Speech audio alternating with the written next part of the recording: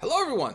Welcome to another 1v1 battle that I am going to be bringing Bretonnia, being led by the Fey Enchantress, who is mixed in with some knights over there, and we are face off against the dreaded Vampire Counts. So my army, I really wanted to test the durability of a huge amount of peasant mobs backed up by the Grail relics. So we have a lot of peasant mobs that I leveled up a little bit more because they are so cheap to level up. And then of course behind them we have some foot squires to do anti-graveguard duty. They do okay at that job, or actually pretty well. Then we have a Knights of the Realm. I took one because they are bonus versus large, and I brought them specifically to kill Cryptors, which there are going to be some Cryptors here. I did take a Royal Hippogriff Knight because I just want to test them more in battle, because I haven't been able to play Bretonnia that much, because I mentioned I don't like mirror matches and everybody's playing Bretonnia, so I have not really been able to test these that often. So I brought them, even though they're not ideal necessarily against, like, they're okay against the Vampire Counts, but like their Fear and Terror part of their kit is basically just wasted.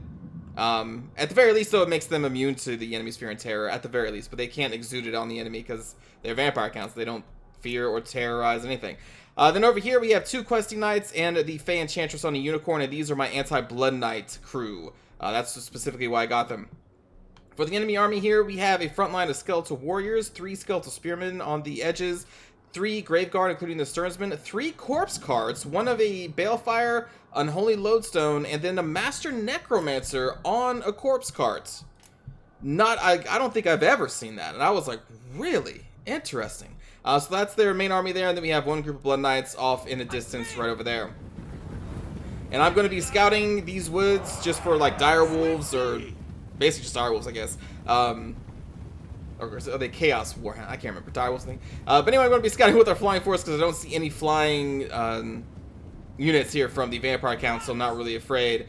Gonna advance our main peasant army to about right here. I wanted to try and fight in the forest because they have a lot of Cryptors, but we're kind of going to be fighting a little bit in the forest, but that's going to be my main battle line. Gonna get these 2 quest knights and the Fey Enchantress around. I wanted to try and catch the Blood Knights before they met up with their army, but the Blood Knights are going to be able to kind of get embedded into their own army, so I'm not going to really be able to single them out. And I'm just going to kind of wait with the Royal Hippogriffs here and give them a target when the battle starts at this point. Because I can see that there's no wolves over here. I kept checking the minimap. I didn't see any other forces. I'm like, okay, yeah, this is it.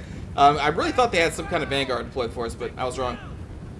These Blood Knights are actually going to charge through their own forces. I'm assuming they're trying to get away from my questing knights, and they're going to start charging into my peasant mobs. You can see the attack order has been issued here. These skeletal warriors are going to be coming in, and behind them again the Graveguard, and we have those 3 corpse cards, including the Master Necromancer, and we just have an overwhelming number of peasants, though. Before we get into it, let's look at the numbers. 1,444 to 1,000. Bretonians outnumbering the undead, at least before, like, you know, summons are accounted for. So yeah, we're getting foot squires everywhere. I'm trying to get the Grail relics into the 2 pockets over here and over here. And then we're going to do a rear charge on the Cryptors over here. And right here, look how much damage these Cryptors took almost instantaneously from just 1 charge of the Knights of the Realm. Grail Knights do a much better job, but Knights of the Realm, if you don't have the money, look, I mean, there you go. That's 1 charge worth of damage on a Cryptor. They are so good at killing low armored monstrous creatures. I just can't stress this enough. This is their ideal role, and they are very, very good at it. But the 2 quest knights of the Fey Enchantress are going to go back in here against these other 2 Cryptors, and then I'm going to land my Royal Hippogriff Knights and buff them up with the Favor of the Fey, which is from the Fey Enchantress. So they have, let's look at this, 98 melee attack, plus if they have the charge bonus still. And then on top of this, I'm going to cast Regrowth on them to negate some of the damage for the Blood Knights. Now, in a 1v1 situation, I believe the Hippogriff Knights would lose because the Blood Knights would just kind of surround each one of the very large models and just tear them to pieces. But if you mix in something like a Peasant Mob or basically any other force to take some hits from them, these Royal Hippogriff Knights, look how much damage they're doing. They just charged in here, and they already have brought the Blood Knights down to half health.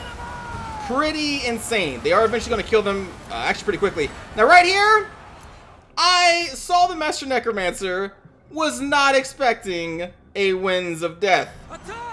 Lucky enough, because of the way that they were placed, though, they're only going to be able to catch 2 of my foot squires and 2 peasant mobs. That could have been much, much worse. But that is going to be an effective Winds of Dead right there. But did do a pull out here to try and cycle charge again with the quest knights and these Knights of the Realm against these 3 groups of Cryptors. You can see how much damage you've already dealt to them. That significant amount of damage. And again, the Blood Knights just being torn to pieces from these Hippogriff Knights. I cast that Regrowth on them, and that negated all the damage that they received from the Blood Knights. And the Fey Blessing just crumbled those Blood Knights so fast.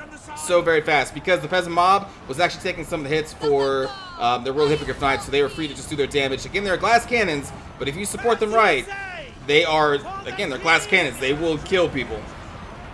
Over in the forest, we still do have some of our foot squires left. We still have a Grail Relique nearby, giving them immunity to the fear and terror. But the problem is they are surrounded and they are being outnumbered. Going to land our Hippogriff Knights over here to try and start dealing with some of these corpse cards. And the Knights are going to be coming in behind here as well to support because the Cryptors and the Skeletal Spearmen are getting into this fight. So we're going to be piling on over here with the Grail Relique and the foot squires. And all of our peasants initially did rout after that Winds of Death, but they are going to be back here and we're going to get them back to the fight here pretty soon. Going to cast a Comet of Castadora from the Chalice item that the Fey Enchantress has. She has 3 charges of it, and actually I think I already did cast. I'm sorry, I missed it. It landed on these Sternsmen and these Skeletal Warriors right over here.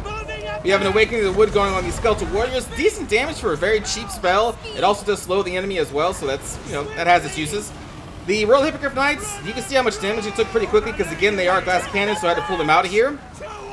Because I didn't have a heal spell for them, I cast my other heal spell, the Earth Bloom, on my Cav because of all the damage it took in the initial engagement. So I wanted to heal them, but now we're going to do another charge against these Cryptors. Now that my Knights have arrived and my Peasants are coming back in here. And we are just in this pitched battle. It's kind of hard to make out what's going on for the really because there's just so many units right here. But it's just a bunch of Knights and Peasants and the Grail Relique fighting against what remains of the Grave Guard and all of the Unholy Corpse Cards and the Cryptors. You can see we have mopped up the forces over here, so we're just kind of collapsing and trying to do a surround on this clump of undead. And in terms of killing power, there's really not much. They have the Sternsmen, and I think they have a couple Graveguard left, but the Cryptors are, for the most part, about to fall completely to all the Knights and the Hippogriffs, and as well as the Peasants. And then after that, it's just going to be summons and some Unholy Corpse cards. So my opponent at this point is going to concede the game to a Bretonnian victory. Nice Winds of Death, but again, because of where they were positioned, it could have been much worse. It was still pretty bad. Like, it wiped out 3 units, pretty much, but 2 of those units were peasant mobs, so, like, those are 100 each, so, like, that's not a big deal.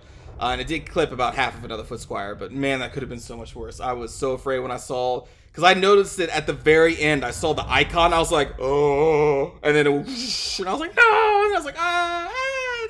And then, like, the Peasants did a mass rout, and I was like, okay, this could be bad. Winds of Death, man. Scary spell. You can see he netted 99 kills with that one. Some of those kills may have been in melee, but most of those are probably from the Winds of Death. For us, the Peasant mob, they did okay. With a couple of upgraded chevrons onto them, which I think is like 10 gold each or something. It's really stupidly cheap. They get a melee attack of up to 20, and if they're buffed up by that Grail Relique, their leadership is around 50. I'm trying to think. No, it's over 50 with the Grail Relique buff. So 20 melee attack is not bad for a unit that costs 100. Their weapon strength is utter crap, but still there's just so many of them that some hits are going to get in. So massive amounts of Peasants, I think they can work when you backed up by the Grail Reliques. The Foot Squires did pretty good. As to be expected, they are very good cost-effective infantry. The Knights of the Realm, man, against Cryptors, they just utterly melt them so fast on the charge. You just cycle charge like twice and you can kill a Cryptor with these guys. Same thing with the Grail Knights, they'll just kill them faster. The Questing Knights, 60 kills each, even against just the Cryptors, which is not their ideal target. The Questing Knights are still really good because they just have a high weapon strength. Like, these things are just amazing. They maybe are a little too amazing, the Questing Knights are. Just putting that out there. They may be a little too amazing. I don't know. I still have to play more with Bretonnia to truly find out, but Royal Hippogriff Knights sending 71 kills, most of those against a group of Blood Knights because, again, I supported them with the Fey Enchantress's regrowth spell and her attack buff, and you just saw how quickly they melted them. So you support this unit correctly, and it will do a lot of work for you. And, man, I didn't know it was going to melt the Blood Knights that fast, but good God, those Hippogriff Knights. Let's see, for Green Monster here, Skeletal Warriors did really well. The Skeletal Spearmen did get a couple kills in our Knights. Graveguard did really well because they also trade pretty favorably against Foot Squires. Blood Knights got 69 kills, but actually I think all of that was against Peasants. And then the Cryptors got a couple Knight kills as well. Interesting to bring 3 Corpse Cards and not, I don't know, like a Mortis Engine. Like, that's the more common approach. I was actually afraid of the Mortis Engine being in this battle, but didn't have to worry about that. 3 Corpse Cards, an interesting build. So, good game to Green Monster. I hope you enjoyed this battle between Bretonnia and the Vampire Counts, and let's go watch a cinematic view. Master Necromancer, like, I don't think I've ever seen anyone bring this guy? You know, so I just want to say, like, props to Green Monster for giving him a try. That was it's cool to see. On my honor! At speed! Hastily! Marching! Habitat! Good luck, peasants! Take the town!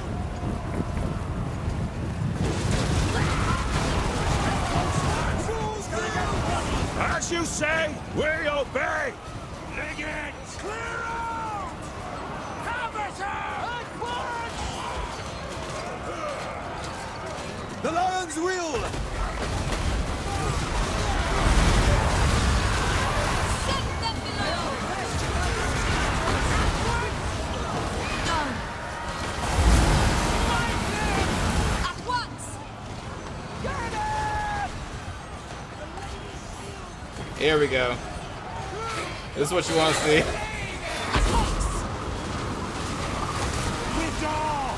God! Not as fun when it's done against you.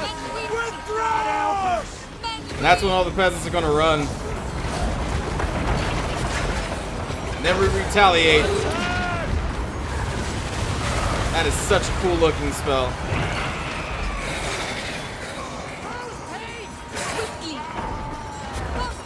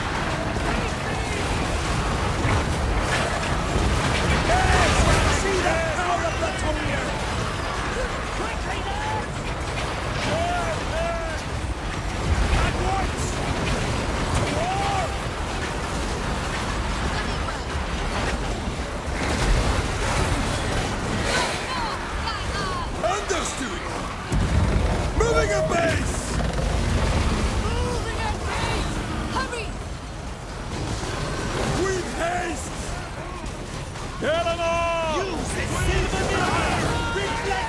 Power online! At speed! Yeah, that's a lot of knights. It shall be done. It's a Cryptora sandwich right there. I should say a knight sandwich.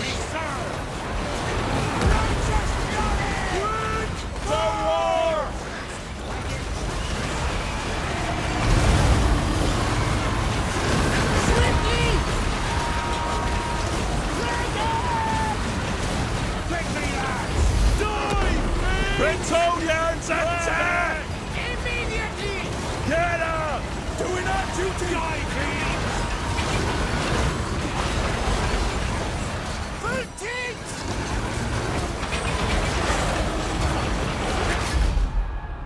And that's gonna be the end. Oh, look at this! He's looking right at us! He's like, help! Ain't no help for you there, Cryptora. Fey Enchantress, I think, is probably my favorite addition. Albrecht of Bordello does have his spots, but man, the Fey Enchantress, I think, is really, really cool. I love everything about her. She is just such a cool addition to the Bretonnian infantry, or Bretonnian roster. But again, I hope you enjoyed the battle, everybody. I will see you all in the next one. Take care.